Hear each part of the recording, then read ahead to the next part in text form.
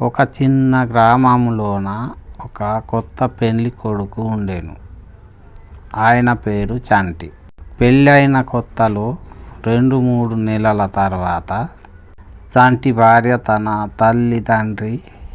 తల్లిదండ్రిని చూసి రావడానికి చంటిని అత్తవారింటికి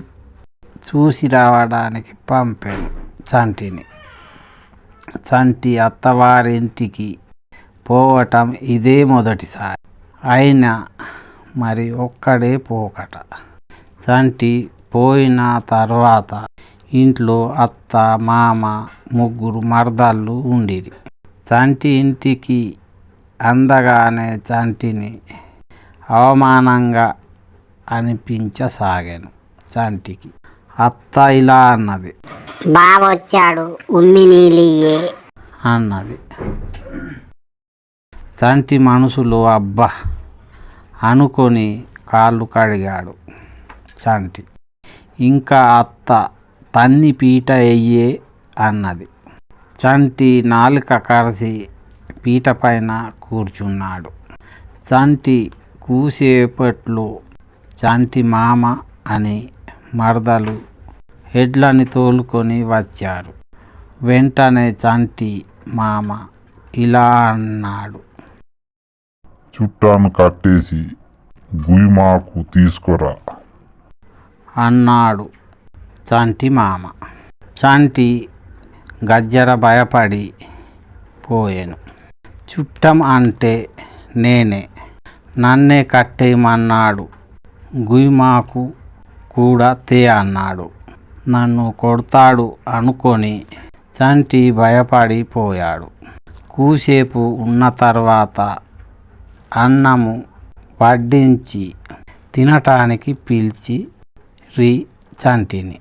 అన్నము తింటూ ఉండగా చంటి ఇంటి క్షేమాలు అడగపట్టెను చంటి అత్త. అల్లుడు, నా పీ మంచిగా ఉందా? నా పీ మంచిగానే ఉంటుంది, ఎందుకంటే ఇక్కడ నా పీ మంచిగా ఉంటుంది అంటుండేవారు అన్నది అత్త. చంటి ప్రాణాలు సగం వెళ్ళిపోయాయి. అబ్బా, నేనెందుకు వచ్చాను అనుకున్నాడు చంటి. అంటూ ఇంతంత అన్నము తిని బాధపడుతూ విచారిస్తూ పడుకునేను చంటి.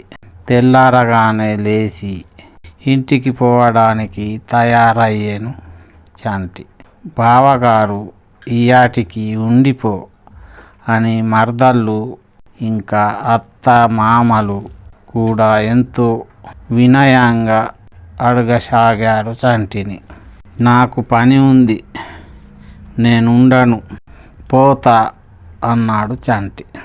మనసులో నన్ను ఇంత అవమానపరుచుతుంటిరి,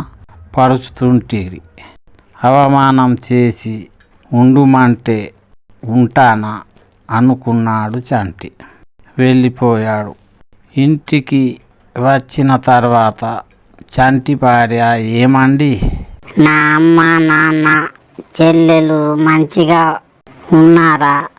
నిన్ను మంచిగా చూసుకున్నారా అని అడిగింది చంటి భార్య. ఏమైందండి, మాట్లాడావు అంటూ చంటి భార్య అడగసాగాను. చంటి, అవును, నన్ను అవమానపరిచారు.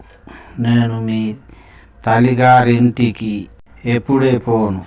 నిన్ను తోలుకుపోయినా కూడా నీవు పోయి ఒకదానివే రావాలి, నేను మాత్రం రాను అంటూ చంటి కోపంగా చెప్పాను చంటి భార్యతో. అవునండి, నిన్ను దూషించాక నేను కూడా నా తల్లిగారింటికి నేను కూడా పోనండి అంటూ చంటి భార్య అన్నది చంటితో. నిన్ను ఎవరు దూషించారండి? నా అమ్మ, నా నాన్న, నా లేక కొల్లియా, మరి తన్నియా, ఇంకా ఉమ్మియా అన్నది పేర్లతో అన్నది చంటిని చంటి భార్య. అవును, నీ చెల్లెల పేర్లు ఇలా ఉన్నాయా?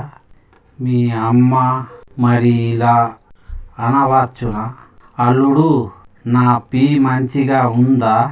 నా పీ మంచిగానే ఉంటుందిలే అని నీ అమ్మ నా ముందు అన్నం ఉంచి మరి అన్నది అని చంటి భార్య ఇలా అనేను. నవ్వుతూ, నా పేరు అక్కడ పీ కాబట్టి మంచిగా ఉందా అని అడిగాను. అవునా, నీ పేరు పీయా అంటూ నివ్వరపడాను చంటి.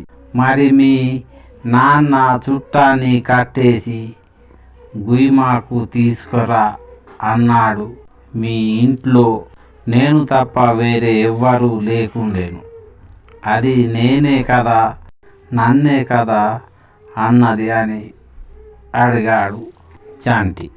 అవును, మా నాన్న అలా అన్నాడా?